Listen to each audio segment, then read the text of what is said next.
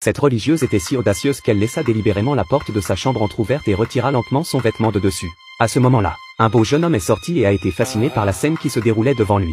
La femme se savait observée, mais elle continuait à bouger son corps. Le cœur du garçon battait la chamade et ses yeux étaient hypnotisés, si bien qu'il a réagi et a dû s'enfuir le plus vite possible. En regardant la silhouette lointaine du garçon, la femme affiche une expression satisfaite. Elle s'appelait Sonny. Elle était divorcée depuis 10 ans et n'avait jamais trouvé un nouvel amour. Et chaque nuit solitaire, elle devait dormir seule. Alors qu'elle était au bord de la crise, un charmant jeune homme est apparu.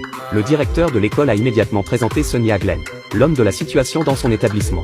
Non seulement il avait d'excellentes notes, mais il était aussi un grand musicien, ce qui intrigua immédiatement Sonny, à tel point que chaque fois qu'elle retournait dans sa chambre, elle allumait son ordinateur et écoutait ses chansons.